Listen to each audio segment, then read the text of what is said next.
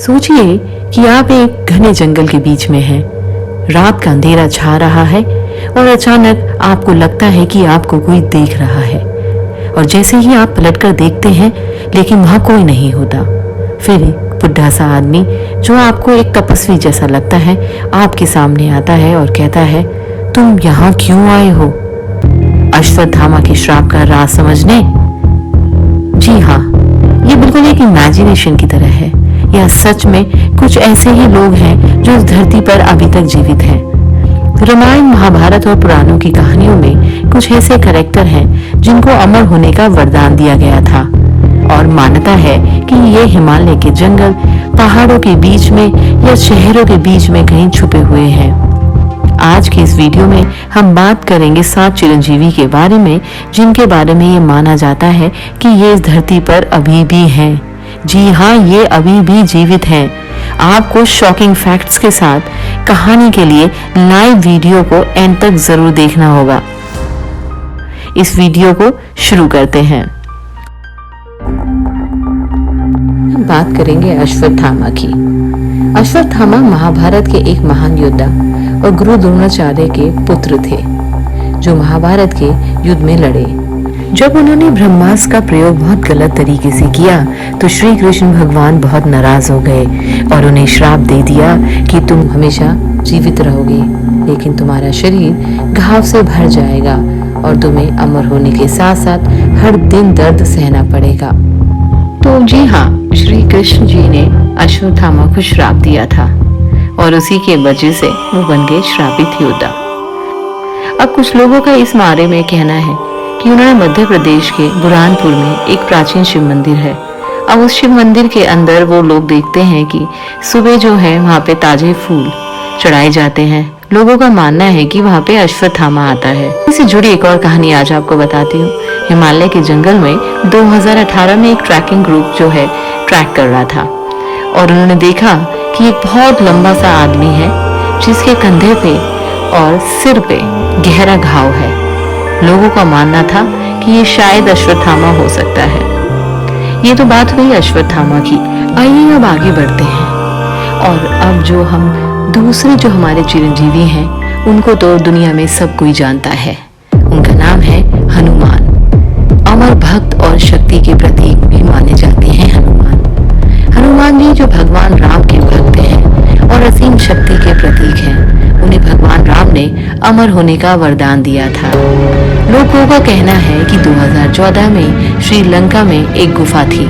हनुमान जी को प्राचीन निवास कहा गया है, जहाँ कुछ पुराने क्रेविंग्स जो मिली थी उनसे जुड़ी हुई हैं। आप सभी को याद होगा, कुछ साल पहले एक हनुमान जी की तस्वीर वायरल हुई थी। लोगों का मानना है कि ये तस्वीर जो है हनुमान जी की रियल है। और इसी से जुड़ी एक और कहानी बताना चाहूंगी आपको। तमिलनाडु में एक बहुत ओल्ड मॉन्क थे जो 1924 में क्लेम किया था उन्होंने कि हनुमान जी ने दर्शन दिए और उन्हें कहा, मैं धर्म की रक्षा के लिए सदैव इस धरती पर रहूंगा और जरूरत पड़ने पर प्रकट होता रहूंगा। हनुमान जी को आप अभी भी एहसास कर सकते हैं। अब हम बात करेंगे 30वें अपने महाबली की। जी हाँ, इनका नाम है महाबली दानवीर राजा। महाबली विष्णु पुराण के एक प्रसिद्ध रक्षक राजा के नाम से जाने जाते हैं, जो अपने दान और धर्म के लिए मशहूर थे। जब भगवान विष्णु ने वमन रूप धारण करके उनका साम्राज्य लिया तो महाबली को अमर होने का वरदान दिया और कहा कि वो हर साल एक दिन अपनी प्रजा से मिलने आ सकते हैं। इसके पीछे भी दोस्तों एक बहुत अच्छी कहानी है। आप सभी को पता होगा कि केरला में ओणम फेस्टिवल को मनाया जाता है। अब ओणम फेस्टिवल के पीछे की कहानी क्या है, ये अब आपको बताते हैं। ओणम फेस्टिवल को महाबली के वादे की याद में मनाया जाता है। लोगों का मानना है कि उस दिन महाबली अपनी प्रजा से मिलने आते हैं और इसी से रिलेटेड 2019 में केरला का एक किसान ने क्लेम भी किया था। जब वो खेत को जोत रहा था तो उसके बीच में एक अजीब सा प्रकाश दिखा, जो महाबली के दर्शन का संकेत भी हो सकता है। बात करेंगे चौथे इमॉर्टल की, जिनका नाम है मार्कंडेय। मार्कंडेय ऋषि को भगवान शिवा ने अमर होने का आशीर्वाद मिला था। वो एक महान तपस्वी थे जो महाप्रलय के सिद्धांत के ज्ञाता थे। ने महाप्रलय के बारे में कहा था कि एक दिन समुद्र का पानी इतना बढ़ेगा कि धरती का विनाश हो जाएगा। आज के समय में क्लाइमेट चेंज हो रहा है और उनकी फ्यूचर प्रेडिक्शन को माना भी जा सकता है।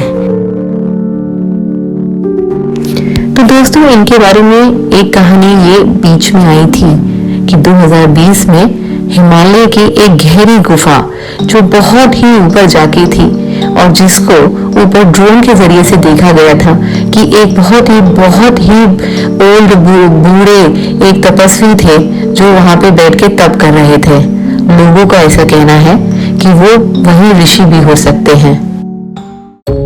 अब हम बात करेंगे 5वें अपने अवतार की, जिनको परशुराम के नाम से जाना जाता है और ये विष्णु जी का एक अमर अवतार है। परशुराम भगवान विष्णु के 6ठे अवतार थे जो शास्त्रों में और शक्ति का प्रतीक हैं। उनमें अमर होने का वरदान मिला था।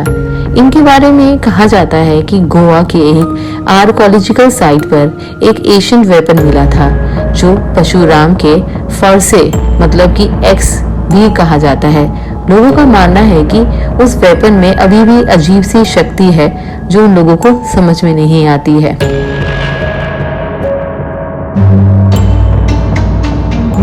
अब हम बात करेंगे अपने 6ठे इमॉर्टल की। उनका नाम है वेद व्यास। जी हाँ, आप सभी को पता होगा कि महाभारत के रचयिता थे वेद व्यास। महाभारत का एक हिस्सा अब तक हिमालय की किसी गुफा में छुपा हुआ है। 2016 में कुछ साइंटिस्ट ने हिमालय में एक एशियन मैन्युस्क्रिप्ट जैसी चीज देखी थी जो डिस्कवर करने के बाद क्लेम होगा कि वो महाभारत का एक हिस्सा है कि नहीं है। अब हम बात करते हैं अपने 7वें इमॉर्टल की, जिनका नाम था कृपाचार्य, जिनको शिक्षा और शांति का प्रतीक माना जाता है। कृपाचार्य महाभारत के महागुरु और योद्धा थे जिन्हें अमर होने का आशीर्वाद मिला था। इससे रिलेटेड आपको एक कहानी बताती हूँ। कुछ साधु संतों ने बताया कि उन्हें एक रात को हिमालय में एक बहुत ही बुजुर्ग आदमी दिखा जो भिक्षाटन कर रहा था। वे उसे देखकर घबराए नहीं, बल्कि उन्होंने उसे महसूस किया कि ये बूढ़ा व्यक्ति कोई सामान्य इंसान नहीं है। यह घटना लोगों के बीच में यह विश्वास पैदा करती है कि कृपाचार्य अभी भी अमर हैं। तो दोस्तों, ये उन 7 चिरंजीवी की कहानी है जो हमारे शास्त्रों से जुड़ी है। ये कहानी सिर्फ एक माइथोलॉजी नहीं बल्कि हमारी संस्कृति और इतिहास का एक अनोखा हिस्सा है। क्या ये लोग अभी भी जिंदा हैं या ये सिर्फ हमारी एक इमेजिनेशन है? आपका क्या मानना है? हमें कमेंट में जरूर बताएं। और अगर आपको ये वीडियो पसंद आया है तो देवलोक रहस्य चैनल को लाइक करें, शेयर करें और सब्सक्राइब करना ना भूलें। अगली बार फिर आप लोगों से मुलाकात होगी एक और रहस्य के साथ।